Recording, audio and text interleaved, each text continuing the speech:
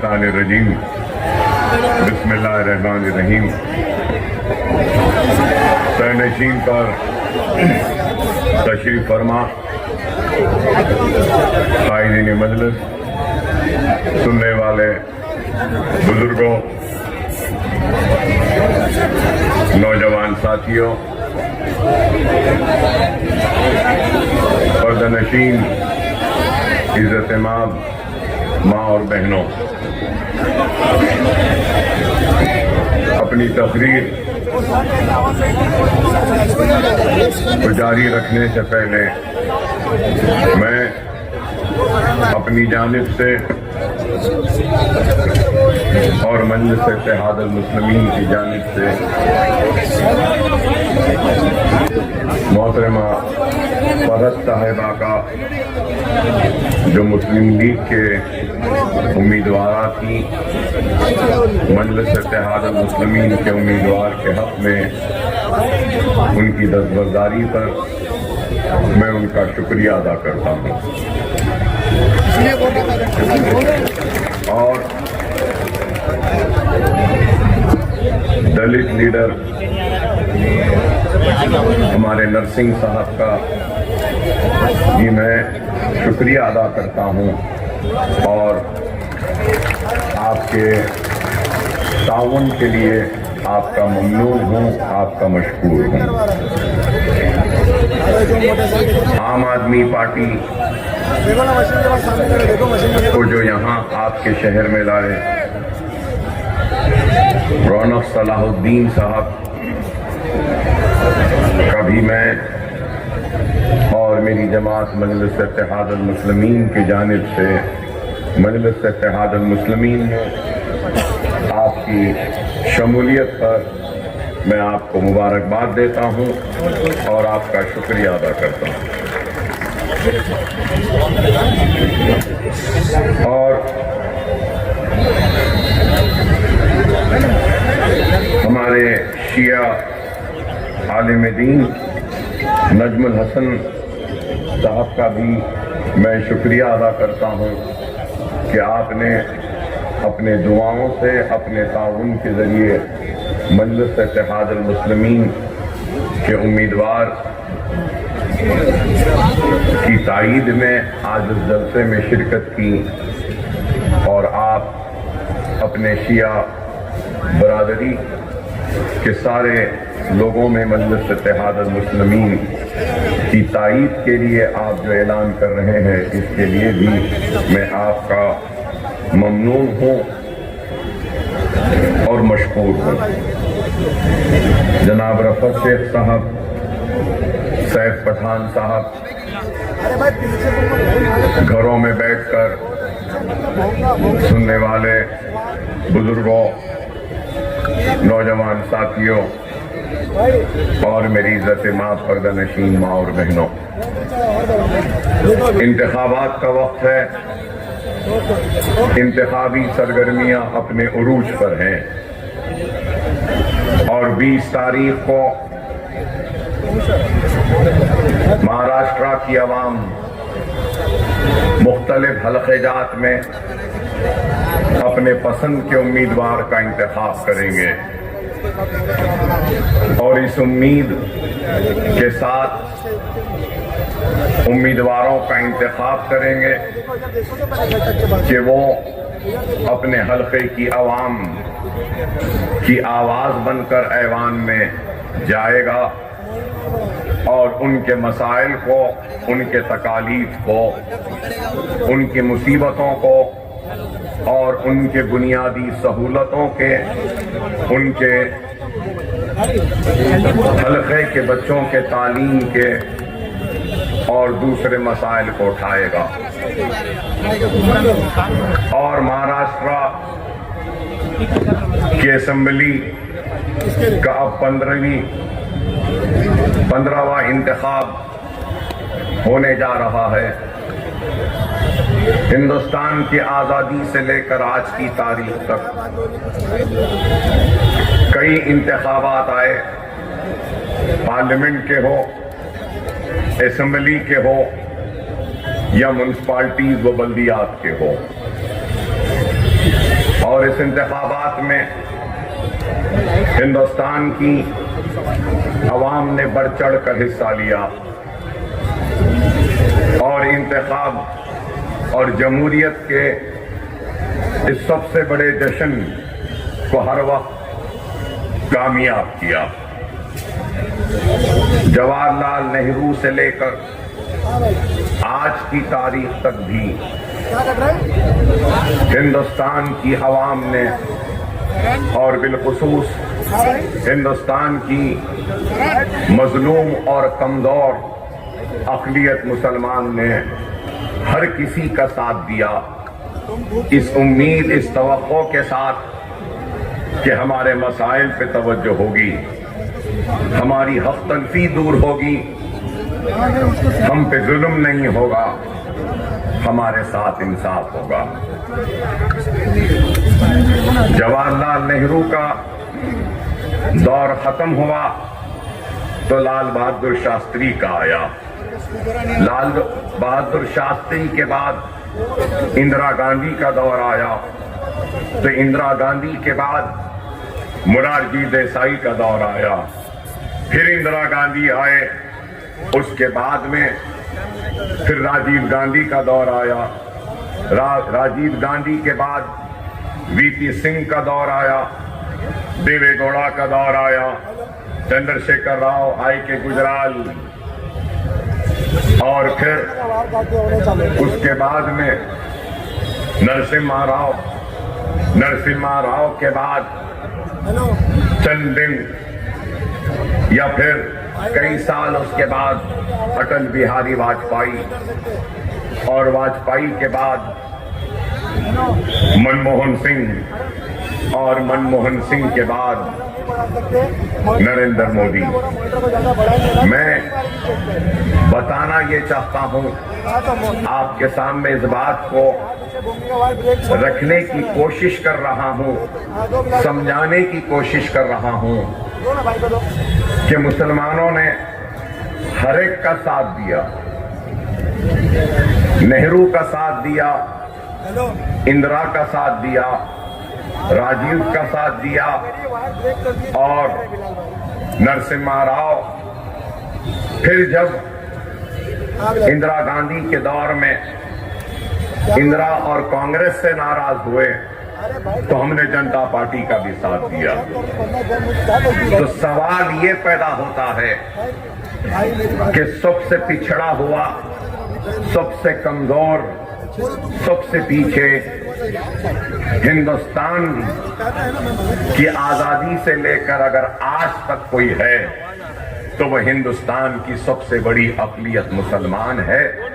तो वो क्यों है? मैं जानता हूं कि यहां पे लोग जमा हुए हैं अकबर ओवैसी की जज्बाती तकरीर को सुनने के लिए।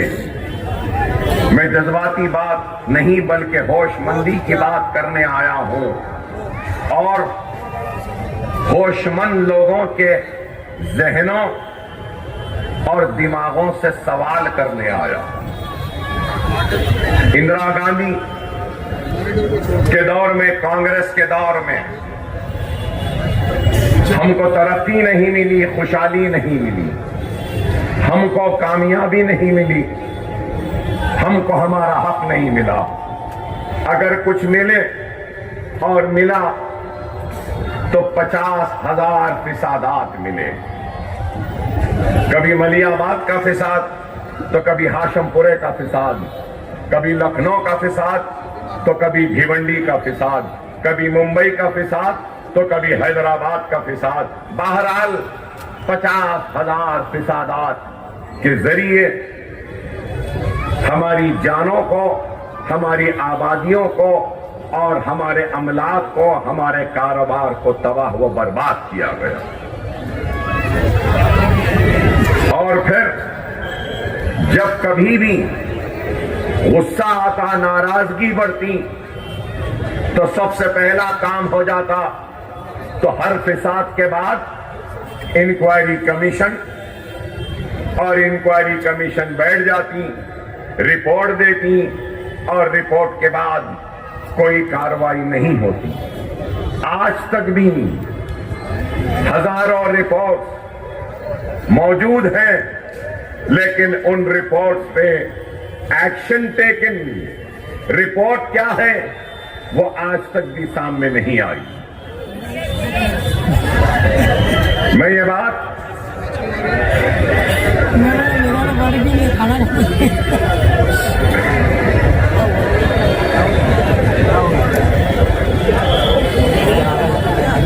जनाजा जनाजा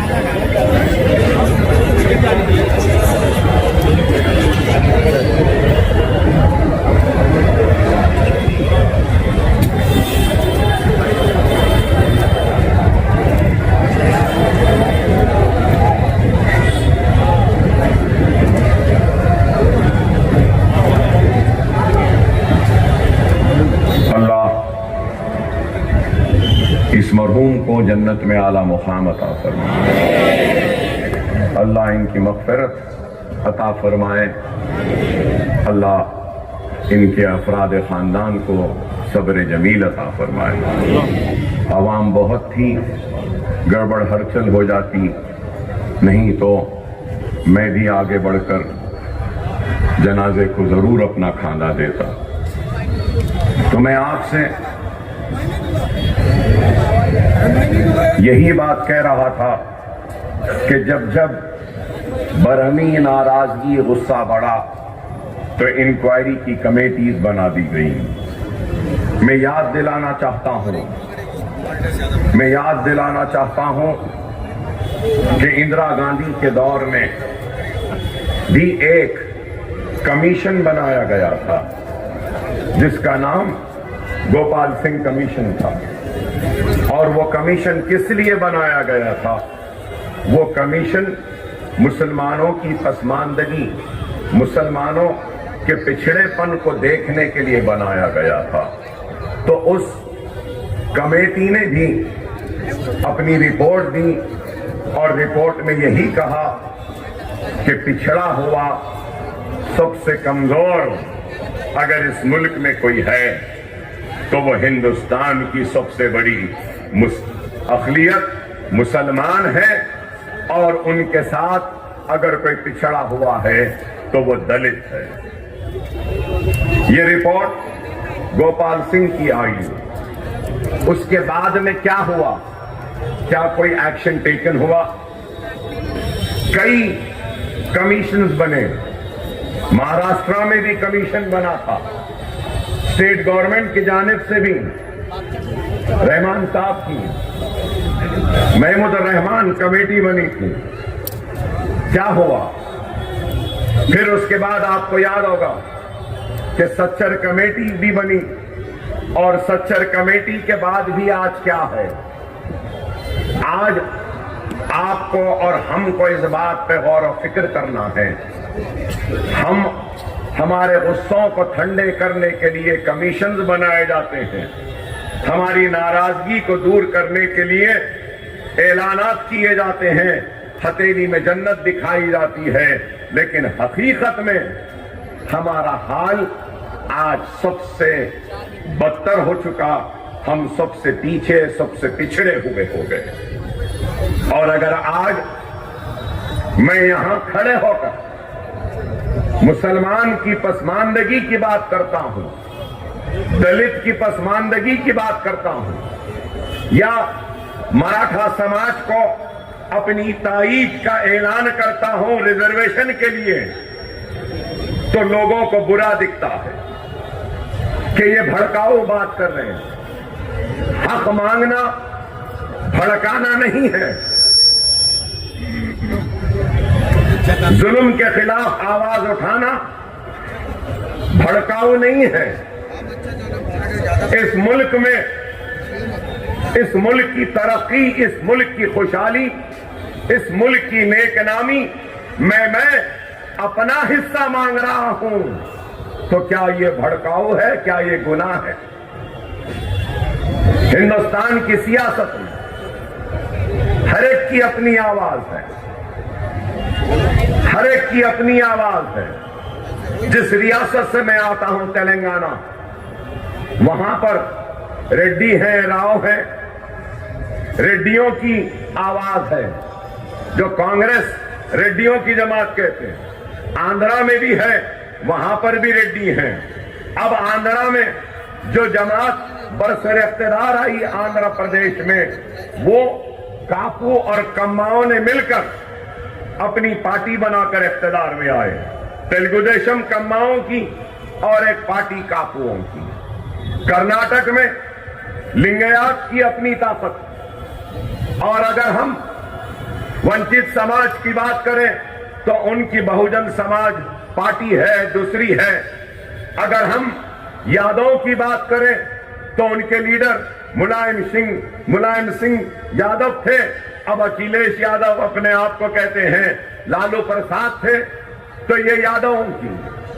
और अगर आप मुझे इजाजत दें तो मैं बोलूंगा आपको कि हर किसी की अपनी अपनी आवाज है, हर एक की आवाज है। अब आज हिंदुत्व की बात करते हैं कोई, उनकी भी आवाज है। कोई गोडसे को हीरो मानता है तो उनकी भी आवाज है। कोई गांधी को हीरो मानता है तो उनकी भी आवाज है।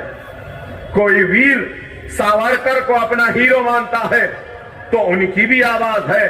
कोई गोलवालकर को अपना हीरो मानता है तो उनकी भी आवाज है। कोई श्यामा प्रसाद मुखर्जी को अपना हीरो मानता है, उनकी भी आवाज है। कोई कार्ल मार्क्स को मानता है, मार्क्सिस्ट, उनकी भी आवाज है। कोई सोशलिज्म को मानता है तो उनकी भी आवाज है। कोई कैपिटलिज्म को मानता है, उनकी भी आवाज है। अब यहां पर आपके महाराष्ट्र के इंतखाबात में देखिए कि बाल ठाकरे की तस्वीर लगाकर 2 लोग जा रहे हैं तो वो भी आवाज है। और फिर एनसीपी है तो उनके भी 2-2 टुकड़े हैं। और फिर सब मिलके कहते हैं एक ही बात कि क्या जरूरत है मजलिस की। तो मैं सवाल करूंगा, हर एक को हक है। 2-2 गुट हो गए शिवसेना के, उनको हक है। शरद पवार के 2-2 गुट हो गए, उनको हक है। सावरकर को मानने वालों को हक है, गोलवालकर को मानने वालों को हक है, मालवीय को मानने वालों को हक है। अगर हक नहीं है तो सिर्फ मजलिस को नहीं है। किसी की आइडियोलॉजी सोशलिस्ट, किसी की आइडियोलॉजी बहुजन समाज, किसी की आइडियोलॉजी सोच फिक्र अगर होती है तो वीर सावरकर की, किसी की आइडियोलॉजी गोलवालकर की, किसी की आइडियोलॉजी श्यामा प्रसाद मुखर्जी की, किसी की आइडियोलॉजी बाबा साहब अंबेडकर की। तो आपके जहनों में और यहां बैठे लोगों में सवाल होगा कि सबकी आइडियोलॉजी है तो अकबरुद्दीन ओवैसी मजलिस इत्तेहादुल मुस्लिमीन, आपकी आइडियोलॉजी, आपका हीरो कौन है? तो मैं फख्र से कह रहा हूं, किसी से डरे बगैर कह रहा हूं, मेरा हीरो मोहम्मद मुस्तफा सल्लल्लाहु अलैहि वसल्लम। मेरी आइडियोलॉजी सुन्नत रसूल अल्लाह, मेरा पैगाम वही पैगाम जो मेरे आका मोहम्मद मुस्तफा सल्लल्लाहु अलैहि वसल्लम ने दिया था कि रास्ते में कांटे बिछाने वालों को भी माफ किया। तो मेरे आका ने कहा कि तुम्हारे घर के बाजू पड़ोसी जो रहता है, अगर वो गैर मुस्लिम है या कोई भी हो, अगर वो भूखा है तो पहले उसको खाना खिलाओ, बाद में तुम खाना खिलाओ। मेरी आइडियोलॉजी क्या? हर एक का एहतराम करो, हर एक का ख्याल करो, हर एक को मोहब्बत से अपने करीब लाओ। मेरे आका मोहम्मद मुस्तफा सल्लल्लाहु अलैहि वसल्लम ने इस्लाम का पैगाम तलवार की नोक से नहीं, बल्कि अपने अखलाक, अपनी सुन्नत और अपने नरम दिली से दुनिया को जीता और इस्लाम को कबूल करने के लिए लोगों को राजी किया। फाते मक्का हुए, फाते मक्का हुए तो सर झुका था, आंखें नीची थी। लोगों ने पूछा, या रसूल अल्लाह, हम फाते हैं, फिर आपकी गर्दन झुकी क्यों, नजर नीचे क्यों?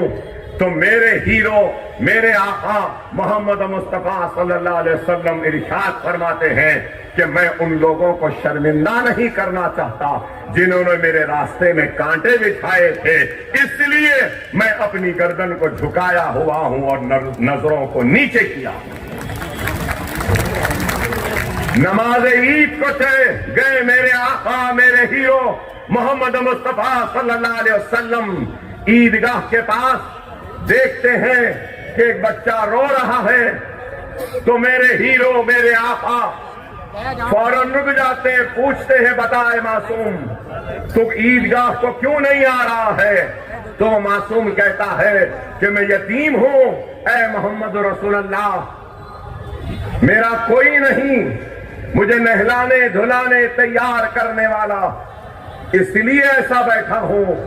तो ईदगाह से घर जाते हैं और हजरत बीबी फातिमा से कहते हैं कि फातिमा, हसन हुसैन के कपड़े हैं तो पहना दो। हजरत फातिमा रज़ियल्लाहु ताला अन्हा नहलाते हैं, धुलाते हैं, खुशबू लगाते हैं और नए कपड़े पहनाते हैं।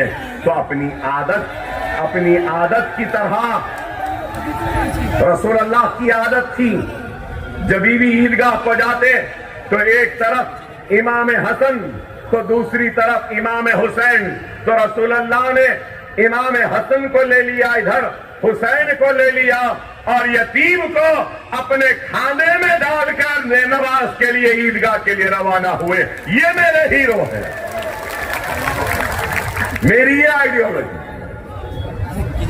हर एक को आजादी, कोई राम भक्त है तो मैं मोहम्मद रसूलुल्लाह का चाहने वाला गुलाम हूं, मैं रसूलुल्लाह का आशिक हूं और मैं आया हूं उसी रसूलुल्लाह के आशिकों के दरमियान में और रसूल के इश्क का वास्ता देते हुए यही फरियाद अपील कर रहा हूं कि ये वक्त बटने का नहीं है, ये वक्त एक होने का है, मुनज़्ज़म होने का है, मुत्तहिद होने का है। एक मरकज पर आ जाओ, एक मरकज सियासी पर जमा हो जाओ। खुदा की कसम, हमसे मुकाबला तो छोड़ो, कोई हम पे उंगली भी नहीं उठाएगा, बशर्त ये कि हम मुनज़्ज़म हो जाए, मुत्तहिद हो जाए और अपने हीरो, अपने आका मोहम्मद मुस्तफा सल्लल्लाहु अलैहि वसल्लम के बताए हुए रास्ते पर चले।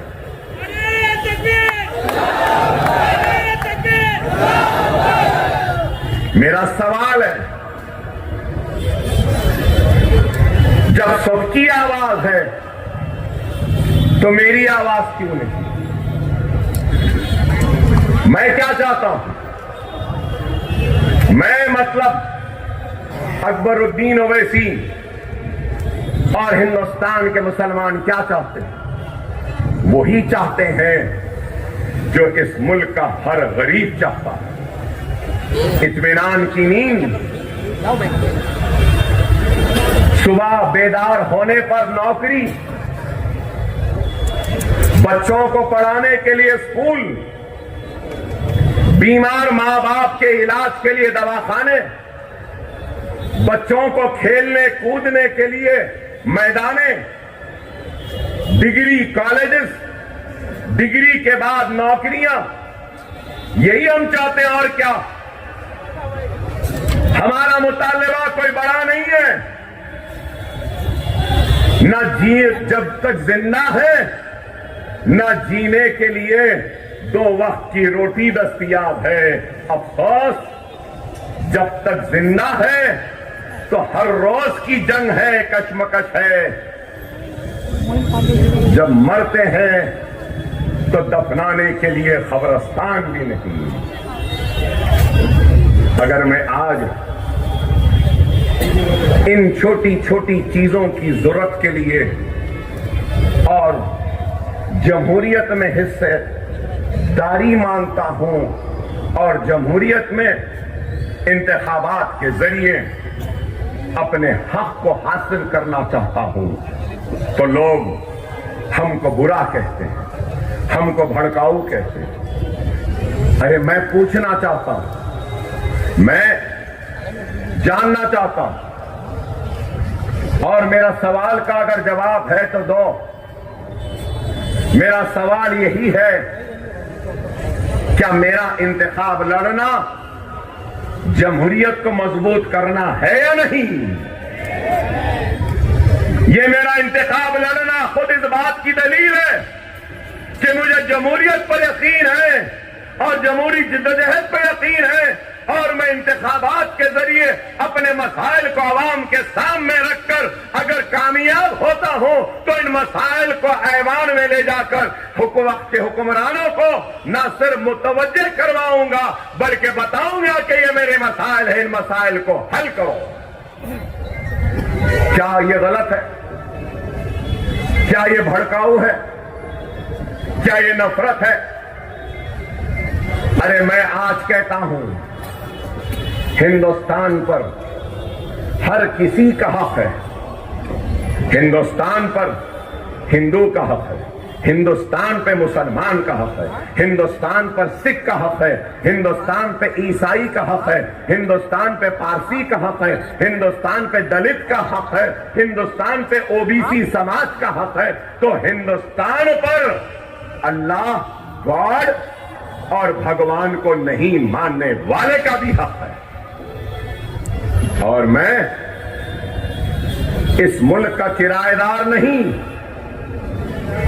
मैं भी इस मुल्क का उतना ही बराबर का शहरी हूं जितना शहरियत के हुकूक नरेंद्र मोदी के हैं, इंदिरा गांधी के बाद में गांधी परिवार के हैं, या फिर पवार परिवार के हैं, या शिंदे परिवार के हैं, या किसी के भी हैं। जितना नरेंद्र मोदी का हक है उतना ही हक इस मुल्क पे अकबरुद्दीन ओवैसी का भी है। ये मुल्क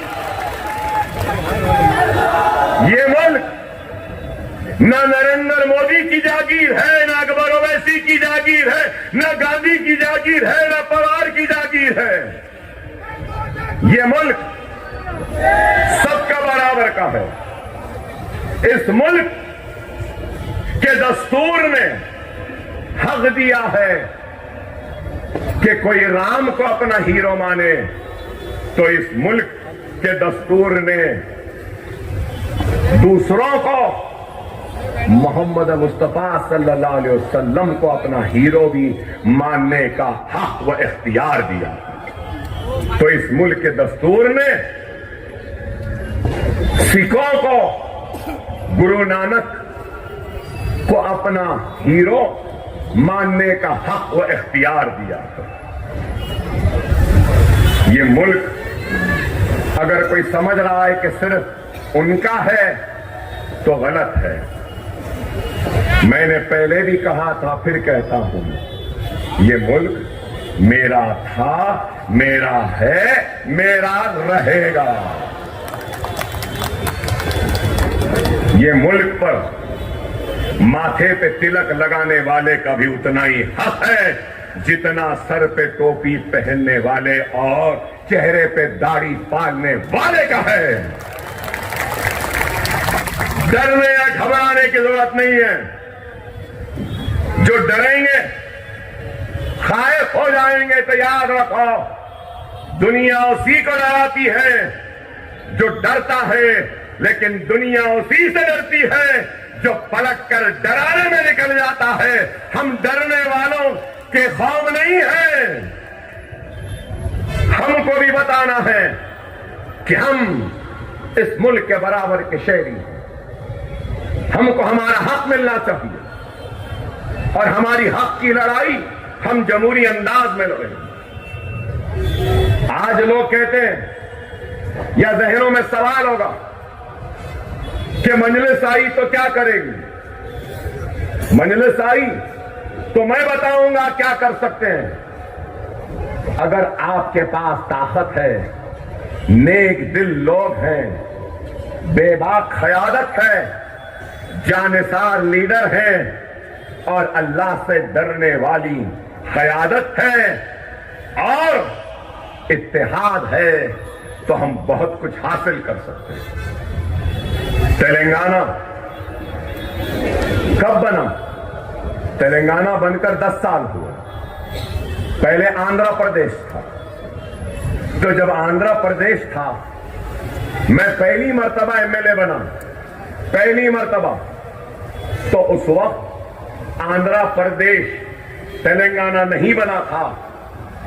तो उस वक्त माइनॉरिटीज का बजट नहीं था। मैं लड़ने के बाद माइनॉरिटीज का बजट 26 करोड़ हुआ। 26। मेरे खुशी का ठिकाना नहीं था, मेरे खुशी का ठिकाना नहीं था कि 26 करोड़ का बजट हुआ आंध्र प्रदेश में।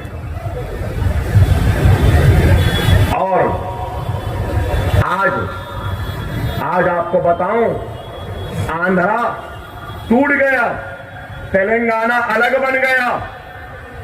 हमारी सियासी जिद्दोजहद, लड़ाई का नतीजा देखो कि तेलंगाना से आंध्रा निकल गया, लेकिन आंध्रा में माइनॉरिटीज का बजट 4000 करोड़, तेलंगाना में माइनॉरिटीज का बजट 3000 करोड़। अगर दोनों को ले लेंगे तो 7000 करोड़ का माइनॉरिटीज का बजट है तेलंगाना और आंध्रा में। तेलंगाना और आंध्रा में, तेलंगाना जिस रियासत से मैं आया हूं, यहां पे माइनॉरिटीज और मुसलमान कितने मालूम आपको? 50 लाख। कितने?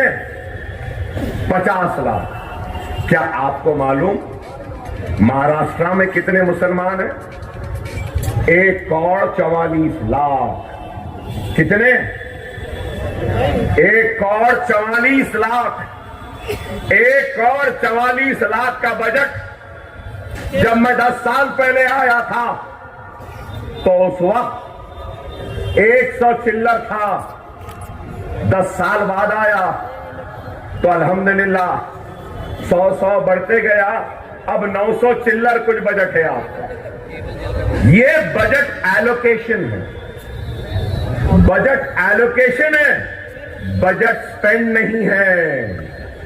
एलोकेट तो किया गया 928, लेकिन खर्चा और रिलीज सिर्फ 300 करोड़ हुआ है। अरे आप अंदाजा लगाओ, हम क्या करें पूछते ना। हमारे पास 3000 करोड़ का बजट है तेलंगाना में, और तेलंगाना असेंबली में मजलिस के 7 एमएलए है। महाराष्ट्र असेंबली में मजलिस के 2 और पूरे दूसरे मुसलमान कुछ 1100। तो मैं बताना ये चाह रहा हूं आपको, 7 ये काम कर सक रहे हैं, तो क्या ये काम महाराष्ट्र में नहीं होगा? जरंगे पाटिल मराठा लीडर, मैं उनका पूरा सपोर्ट करूंगा।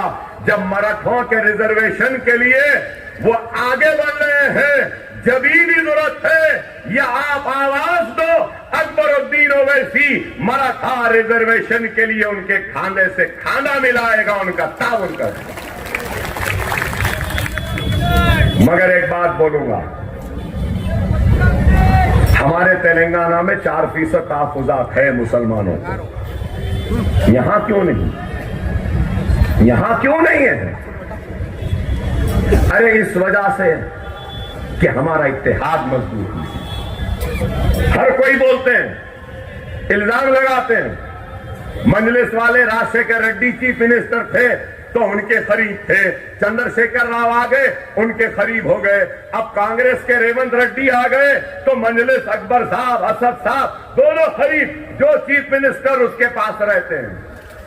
माफ करना मेरे भाई, जो चीफ मिनिस्टर है हम उसके पास नहीं रहते, जो भी चीफ मिनिस्टर रहता है उसको हमारी जरूरत है। अगर वो हमारे करीब नहीं तो फिर राज करना मुश्किल हो जाता। हमारी जरूरत है, वो नहीं, उनकी जरूरत हम है। ये ताकत है, ये इत्तेहाद की ताकत है। और मैं आगे बढ़ूं, मैंने अभी अपनी बहन को बोलते हुए सुना, सैफ प्रधान को भी बोलते हुए सुना कि स्कूल नहीं, कॉलेजेस नहीं। आपको बताना चाहता हूं कि हमारे पास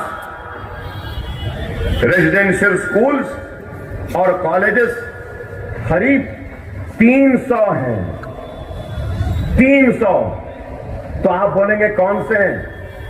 minority residential schools and colleges 300 हैं। मेरी बहन से बोलूंगा मैं, अगर कोई नीट में रैंक ला ले, महाराष्ट्र के वो आपका कॉमन एंट्रेंस टेस्ट इंजीनियरिंग में अगर रैंक ला ले, फार्मेसी में ला ले, आर्किटेक्चर में ला ले, लॉ में ला ले, एमबीए में ला ले, एमसीए में ला ले, नर्सिंग में ला ले, आर्किटेक्चर में ला ले, किसी में भी ला ले, सिर्फ रैंक ला ले और उसकी सारी की सारी फीस हमारी रियासती हुकूमत देती है, लोन की शक्ल में नहीं, डायरेक्ट रिइंबर्स करती है फीस को। कितने बच्चे 10 साल तेलंगाना बना, कितने बच्चे फीस रिइंबर्समेंट की स्कीम में आए मालूम आपको? 28 लाख बच्चे, 28 लाख। शादी मुबारक की स्कीम है, गरीब की बच्ची की शादी 1,01,000 रुपया हुकूमत देती है गरीब मुसलमान बच्ची की शादी पर। क्या आपके पास है? ये माइनॉरिटी मिनिस्टर थे ना, ये इख्तिलाफ अपनी जगह। अवाज साहब मुझसे मिलने ना था तो मैं सिखा देता था, बता देता था कि किस तरीके से मुसलमानों का काम होता।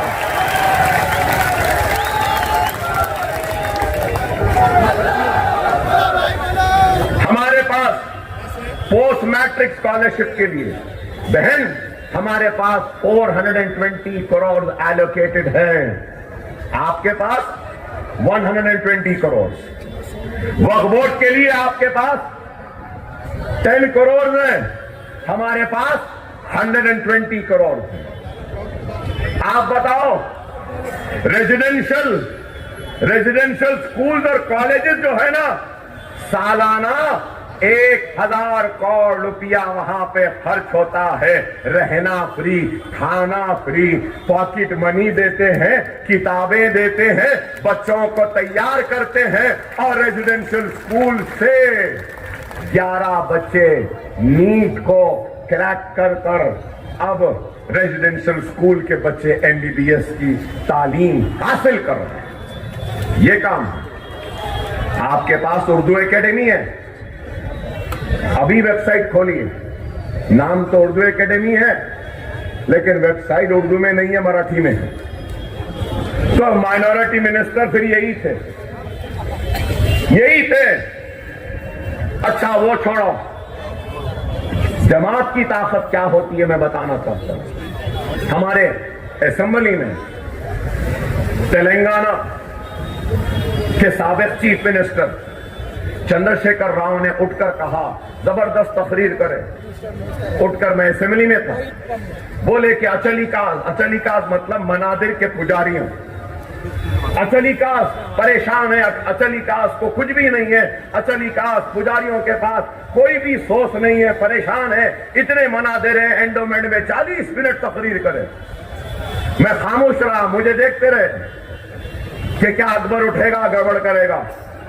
मैं गड़बड़ नहीं किया, क्यों करूंगा गड़बड़, क्यों करूं? मैं गड़बड़ नहीं करा। मैंने उठकर हाथ उठाया, कहा मैं बोलना है तो लीजिए अकबर साहब। मैंने कहा बेशक एक एक जुमला जो चीफ मिनिस्टर साहब ने कहा सही है, बेचारा पुजारी परेशान है, अचलिका परेशान है, बच्चों को पढ़ा नहीं सकता, गुर्बत का शिकार है, कोई उसकी मदद नहीं कर सकता, हिंदुस्तान सेक्युलर है, अचलिकास को भी देना है, अचलिकास के साथ साथ मसाजिद के इमाम और मौजूदों को भी देना चाहिए। आ गए घेरे में। अब बोल कुछ नहीं सकते थे और मैं फिर अपनी तकरीर जारी रखते हुए बोला, मुझे मालूम है कि मेरा चीफ मिनिस्टर सेक्युलर है, मुझे मालूम है कि मेरा चीफ मिनिस्टर हिंदू मुसलमान को दो आंख बोलता है, मुझे मालूम है कि मेरा चीफ मिनिस्टर मुसलमानों का हमदर्द है, मुझे मालूम है कि मेरा चीफ मिनिस्टर हिंदुओं का भी हमदर्द है। और ये गंगा जमुनी हिंदू मुस्लिम भाई भाई कहने वाला चीफ मिनिस्टर मुसलमानों के साथ इंसाफ नहीं करेगा, क्योंकि ये चीफ मिनिस्टर चंद्रशेखर राव की हुकूमत है, मोदी की नहीं है। फौरन खुश हो गए, उठे, बोले, अकबर साहब से ही बोले, हिंदू मुस्लिम दो आंखें मेरे, मैं सबका हूं। अकबर साहब की बात की मैं तारीफ करता हूं। अचल विकास के साथ इमाम और मौजनों को भी 5-5 हजार हर महीना हुकूमत देगी। हुआ ना? क्या ये बड़ा काम नहीं? उर्दू मीडियम के बच्चे महाराष्ट्र में ज्यादा हैं, मगर उर्दू तेलंगाना की दूसरी सरकारी जबान है। क्या यहां है? Collector office, police office, chief minister, minister, हर जगह पे उर्दू में दरखास्त लेके चले जाओ, ट्रांसलेट करने वाला मुतरजिम रहता है, ट्रांसलेट करता है, उर्दू दरखास्तें कबूल की जाती हैं। यहां ग्रुप 1 होता है, ग्रुप 1 का exam, group 2, group 3, recruitment board. मैं पूछना चाहता हूं, क्या उर्दू में इम्तिहान होता है? होता है? नहीं होता। अरे हमारे पास छोटे से लेके बड़ा इम्तिहान भी उर्दू में होता है। तो ये काम कैसे हुआ? अरे जज्बा होना, नीयत होनी चाहिए काम करने की। ये काम हमने किया। खुदारा कब तक ये कहते रहोगे? देखो कि वो क्या कह रहे हैं। योगी कह रहे हैं कि बटोगे तो कटोगे। किससे कह रहे हैं? मीडिया वालों ने कभी पूछा? आइंदा मिस्टर योगी आए तो मीडिया वालों से मैं रिक्वेस्ट करूंगा कि जरूर उनसे पूछना, कौन बट रहे हैं, कौन बांट रहा है, कौन कट रहे हैं, कौन काट रहा है। अरे आप बताओ। आज नरेंद्र मोदी कहते हैं एक है तो सेफ है। खैर वो सारे समाज से कह रहे हैं, ओबीसी से, वो बैकवर्ड क्लास से, सबसे कह रहे हैं, तो उनके ऊपर कोई भी इलेक्शन कोड की खिलाफ वर्जी नहीं है। ठीक है भाई, अच्छी बात बोले, एक है तो सेफ है। मैं कह रहा हूं बरेलवी है, देवबंदी है, शिया है, मैमन है, खोजा है, जमाते इस्लामी के हो या अहले हदीसी हो या तबलीगी हो, कोई भी हो, एक हो तो सेफ हो। जब वो कह रहे तो कुछ नहीं, मैं कहा तो चलाएंगे मीडिया। अरे हमारा तो ये हाल है कि घड़ी उठा के देख ली तो न्यूज बन गई। गलत है क्या बताओ? वो कई समाजों का नाम लिए ना, तो मैं भी लिया हूं। गलत क्या किया हूं? एक रहेंगे तो बेशक, लेकिन सवाल यह है, यह मुल्क का सबसे बड़ा मसला क्या है? यह मुल्क का सबसे बड़ा मसला बेरोजगारी का है। मुल्क का सबसे बड़ा मसला महंगाई का है। मुल्क का सबसे बड़ा मसला किसानों की खुदकशी है। मुल्क का सबसे बड़ा मसला इकोनॉमी को अच्छा करना है। मुल्क का सबसे बड़ा मसला रुपये की गिरती हुई कदर है। मुल्क का सबसे बड़ा मसला कि कई भगोड़े ये मुल्क से पैसा लेके भाग रहे हैं। ये मुल्क का सबसे बड़ा मसला लाइट के नाम पे जो लूटा जा रहा है गरीबों को, ये मसला है। मुल्क का सबसे बड़ा मसला बीमारों के इलाज का है। मुल्क का सबसे बड़ा मसला नौजवानों के तालीम का है। मुल्क का सबसे बड़ा मसला अगर कुछ है तो ये है। लेकिन मेरे भाई, क्या ये लोग बेरोजगारी की बात करते हैं? क्या महंगाई की बात करते हैं? क्या बच्चों को तालीम की बात करते हैं? नहीं करते। बात करते हैं तो क्या? सिर्फ यही लव जिहाद, घर वापसी, रामजादे हरामजादे, जेएसआर का slogan mob lynching, beef ban beef lynching, triple तलाक, मुसलमानों के मसाजिदों बुलडोजर लो चले जाओ, सीएए एनआरसी, मुसलमान पुलिस कस्टडी में हथकड़ियों में है और बाहर से लोग आके गोलियां मार देते हैं और ये एनकाउंटर करते हैं। अतीक और उसके भाई को मार दिया एनकाउंटर में, लेकिन फिर उसके बाद क्या? Waqf act, common civil code, vote जिहाद। अरे आप बताओ, क्या मुल्क का मसला बीफ बैन है? 20,000 किसानों ने जान ले ली, उसकी फिक्र नहीं। हिजाब के नाम पे बच्ची कॉलेज को जा रही है तो उसको तालीम से महरूम करते हैं। एक तरफ बेटी बचाओ बेटी पढ़ाओ बोलते हैं और मुसलमान बच्चियों को हिजाब के नाम पर तालीम हासिल करने से रोकते हैं। क्या ये नाइंसाफी नहीं? अगर मैं ये बात पूछता हूं तो खराब दिखता है। अरे आप बेरोजगारी की फिक्र करो, दूर करने की फिक्र करो, रोजगार देने की फिक्र करो। यही नरेंद्र मोदी ने कहा था मनमोहन सिंह को कि डॉलर बढ़ रहा है, आपकी उम्र से ज्यादा हो गया। अरे आज मैं बोल रहा हूं मोदी, ए मोदी, क्यों नहीं देखते? आज आपके उम्र से ज्यादा हो गया डॉलर, 84 रुपये 50 पैसे तक पहुंच गया। मिस्टर मोदी, डीजल महंगा हो गया। मिस्टर मोदी, पेट्रोल महंगा हो गया। मिस्टर मोदी, गैस महंगी हो गई। मिस्टर मोदी, दाल महंगी हो गई। मिस्टर मोदी, तेल महंगा हो गया। मिस्टर मोदी, बैगन महंगी हो गई। मिस्टर मोदी, प्याज महंगे हो गया है। और तुम्हारे को फिक्र है तो क्या? Beef ban beef ban beef ban, हिजाब ban, uniform civil code uniform civil code.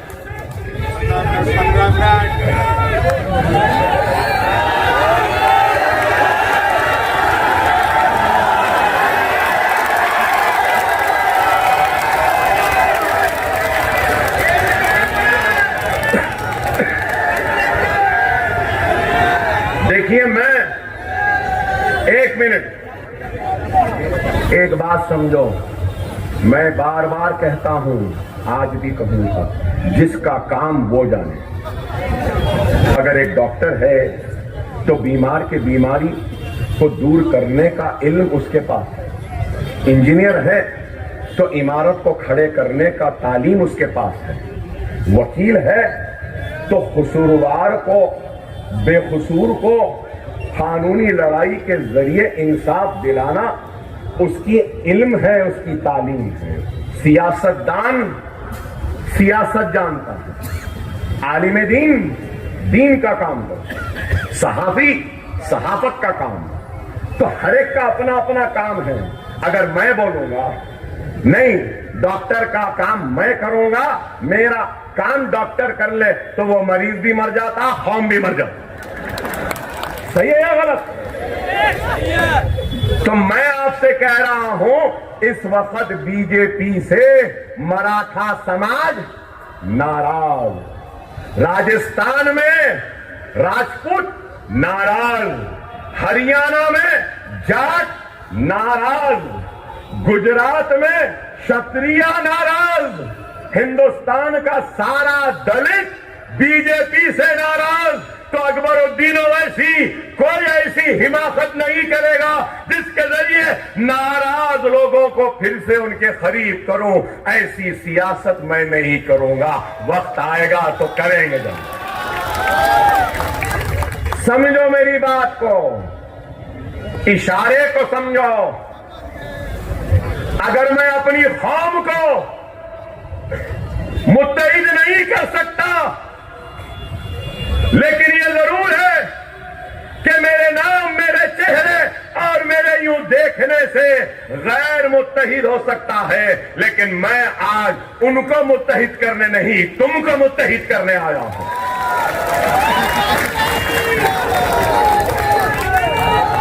क्या मेरी बात सही है या गलत?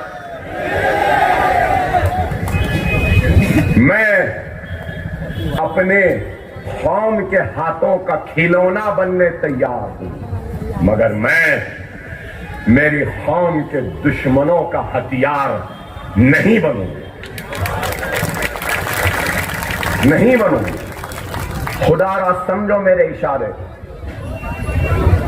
एक वक्त होता है फसल बोने का, बीज के बोने का, एक वक्त फसल की तैयार होने का, और उसके बाद का वक्त फसल को काटने का।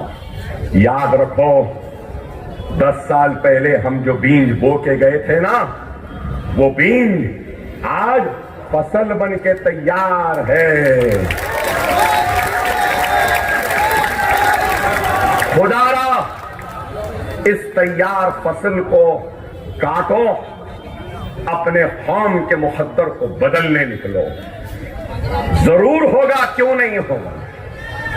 अरे अगर आज हम यही सोचेंगे, अरे नहीं ऐसा नहीं, हम तकसीम होंगे तो वो जीत जाएगा, वो जीत जाएगा। हाँ सही है, तकसीम होंगे तो ये वो जीत जाएगा, एक हो जाएंगे तो सैफ पठान जीत जाएगा।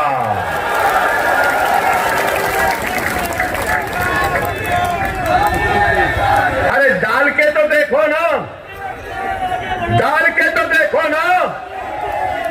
कल तक, उससे पहले परसों पवार के नाम पे अकेला था, शिवसेना से लड़ता था, अब शिवसेना साथ है। उस वक्त ये डर था कि शिवसेना वाले जीत जाएंगे, तो इस वास्ते इनको दिया। अब शिवसेना भी इनके साथ है, कांग्रेस भी इनके साथ है, तो फिर काहे का डर? हमको हमारे वोट मिल जाए तो बस है। क्या नहीं देंगे? अरे मैं यहां आया हूं तो किस लिए आया हूं? कुछ दौलत कमाने आया हूं, आपका घर लेने आया हूं, आपकी दौलत लेने आया हूं? नहीं मेरे भाई, मैं सिर्फ और सिर्फ इतिहास के जरिए आपकी ताकत को, आपके जज्बे को, आपके ईमानी हरारत को समेट कर मेरे कमजोर जिस्म को ताकत दूंगा और आपके मसाइल को अपने नुमाइंदों के जरिए हल करवाने के लिए आया।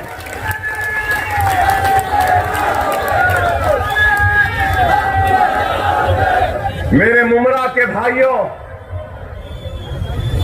मैं बीमार आदमी हूं, मेरे पेट में अंतड़ियां बहुत कम है, मेरे गुर्दे खराब, मेरा स्प्लीन, मेरे ब्लैडर, एक गोली लेकर अभी भी घूमता हूं। यहां है, खाना नहीं खा सकता, पानी पर, जूस पर जिंदा रहता हूं, दिन में 1 दिन खाता हूं। डॉक्टरों ने कहा कि अकबर ओवैसी तुम वॉल्केनो पे हो, तुम मर जाओगे, मगर मैं ये कहता हूं, मेरा कर्ब, मेरी तकलीफ, मेरी भूख, मेरी प्यास, मेरी मुसीबत से बढ़कर मेरी कौम की तड़प है, उनकी भूख है, उनकी प्यास है, इसलिए आया। खुदारा अपने एक एक वोट के जरिए इस वोट का इस्तेमाल करो। मैं मदारी हूं क्या? मैं मस्खरा हूं क्या? मैं तमाशाई नहीं हूं मेरे भाई। मैं अपनी कौम का दर्द लेकर आया हूं, उनकी तकलीफ को लेकर आया हूं। उस कौम की पिछड़ेपन को लेकर आया हूं, नाइंसाफी को लेकर आया हूं। अगर तुमसे नहीं मांगा तो किससे मांगू, मैं पूछना चाहता हूं। तुमसे नहीं तो किससे मांगू? खुदारा समझो, समझो, हर एक की अपनी आइडियोलॉजी है ना। शिवसेना वीर सावरकर को मानती है, बीजेपी हिंदुत्व और श्यामा प्रसाद मुखर्जी और गोलवालकर को मानती है, कांग्रेस गांधी, हर एक की आइडियोलॉजी है। लेकिन क्या यह इलेक्शन आइडियोलॉजी पे हो रहा है?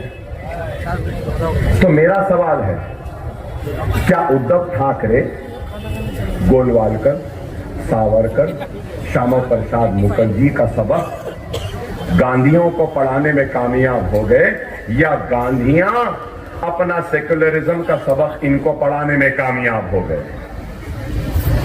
क्या यह गलत है? उद्धव ठाकरे ने असेंबली में कहा बाबरी मस्जिद को शहीद करने में हम भी थे। क्या यह गलत है कि बाल ठाकरे ने कहा हाथ नहीं मेरा पैर था? क्या यह गलत है? 1992 और 93 के फिसादात में इज्जतों को, इस्मतों को लूटने वाले कोई और नहीं, शिव सैनिक थे। क्या है या नहीं? क्या बोलने की भी हिम्मत नहीं रही आप में? क्या ये लोग नहीं थे?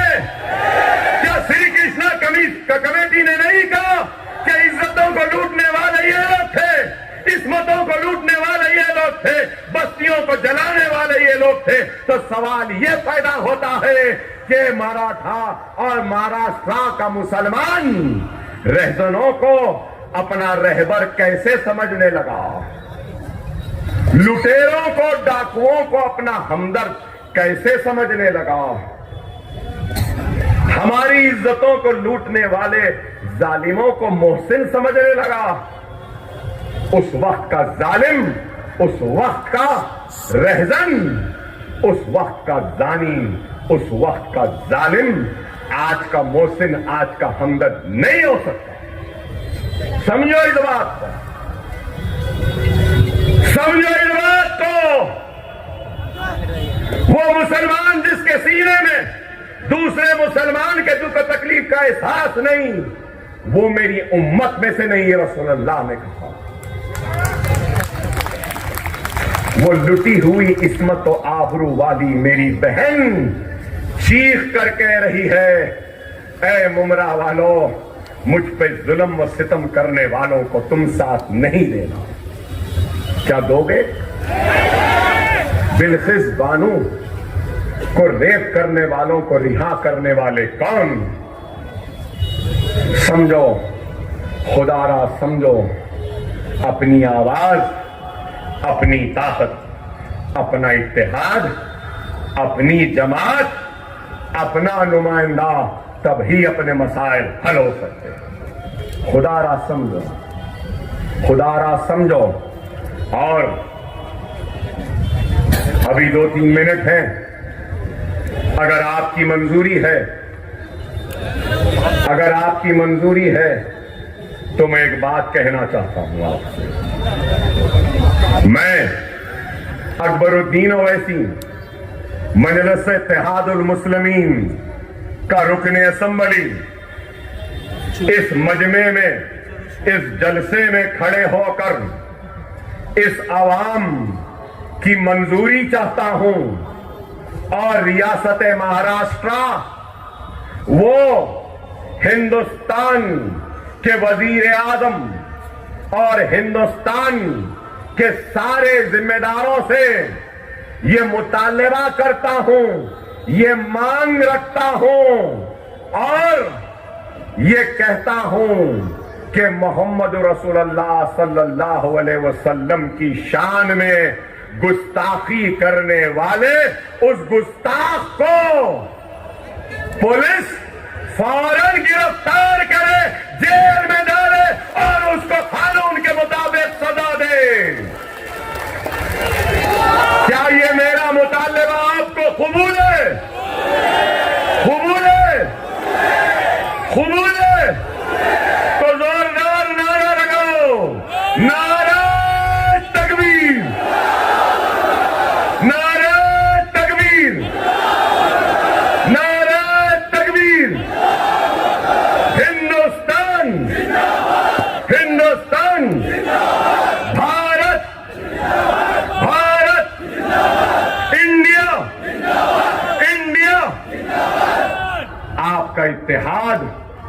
जिंदाबाद कुर्बान जाऊं इस मोहब्बत पे, इस इत्तेहाद पे,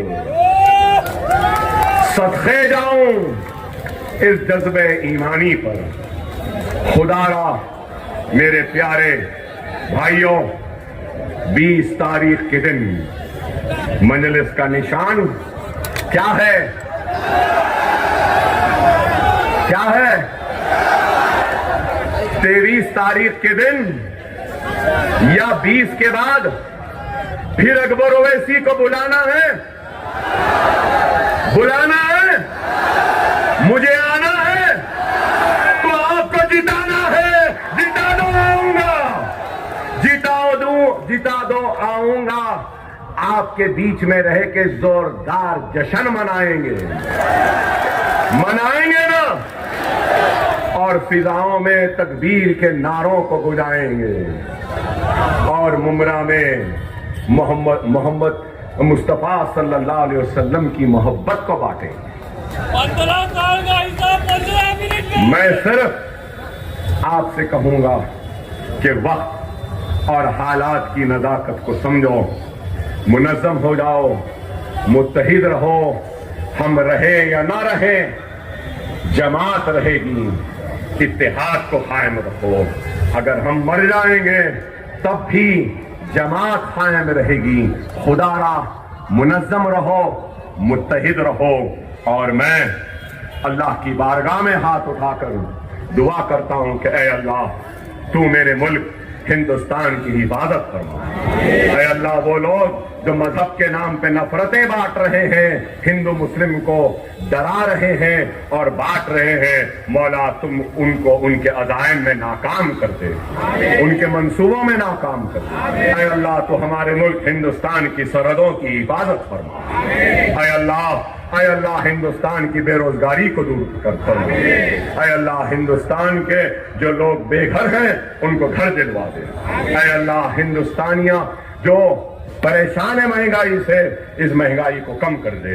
ऐ अल्लाह, इस महफिल में जितने हमारे भाई शरीक हैं, मौला इनकी मुसीबतों में गैब से मदद फरमा। ऐ अल्लाह, इनकी परेशानियों को दूर फरमा। हमारे घरों में बच्चियां बैठी हैं, इनके शादियां करवा दे। हमारे बच्चे बेरोजगार हैं, इनको रोजगार दिला दे। ऐ अल्लाह, एक आखिरी टिमटिमाता हुआ दिया है मंजलिस, मौला इस दिए को बुझने से बचा ले। ऐ अल्लाह, तो इस आवाम के दिलों में मजलिस की मोहब्बत को डाल दे और मजलिस के उम्मीदवारों को कामयाब कर। ऐ अल्लाह, रसूलुल्लाह की शान में गुस्ताखी करने वालों से मुकाबला करने की हमको ताकत दे, हमको क़ुव्वत दे। वाखिर दावाना अल्हम्दुलिल्लाहि रब्बिल आलमीन।